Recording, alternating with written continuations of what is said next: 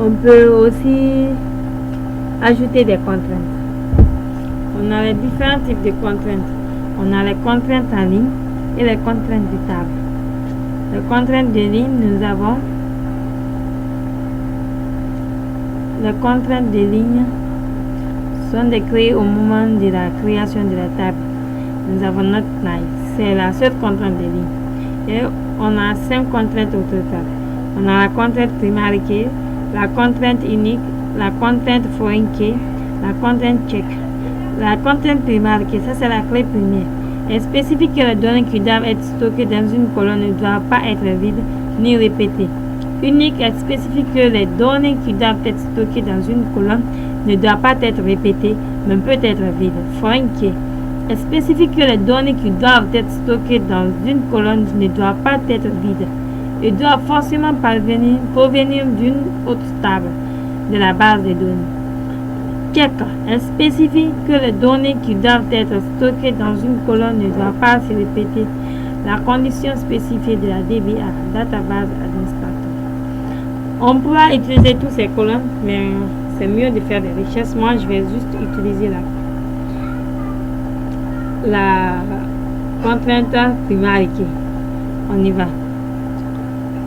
Bon, comme déjà on a créé les tables sans contrainte, je vais alors essayer de créer une autre table avec et j'ajoute directement les contraintes. Il y a plusieurs manières d'ajouter les contraintes. On peut ajouter les contraintes à la création de la table ou on peut les ajouter après la création de la table. Il est possible aussi de créer les contraintes sans les nommer. Dans ce cas, c'est le système qui donnera un nom par défaut à ces contraintes. Ne sera plus possible avec les contraintes telles que supprimer. On ne pourra pas effectuer des opérations sur ces contraintes car c'est le système lui-même qui les a donné leur nom. Mais on peut nommer notre contrainte comme on le veut.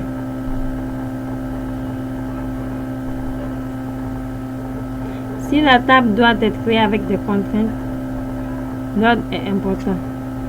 On doit d'abord créer les tables filles, les tables mères, après on crée les tables enfants. Alta table. Alta table.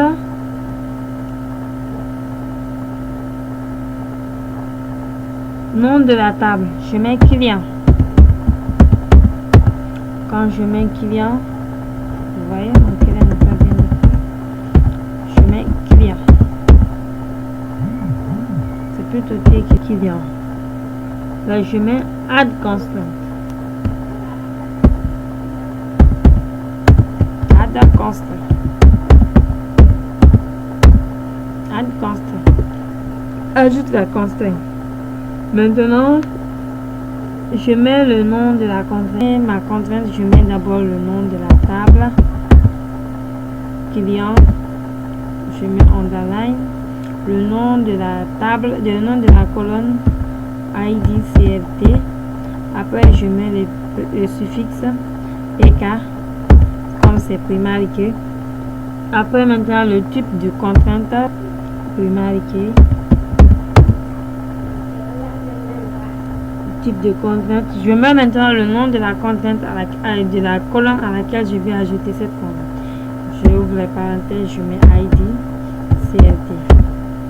Je ferme les parenthèses et puis je mets point virgule. Quand je valide, la contrainte est directement ajoutée.